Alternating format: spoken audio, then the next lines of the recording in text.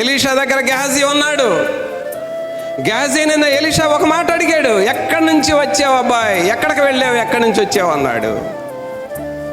యథార్థం చెప్పలేదు కదా, సత్యం చెప్పలేదుగా. నీ దాసుడైన నేను ఎక్కడికి వెళ్ళలేదని అబద్ధం చెప్పావుగా.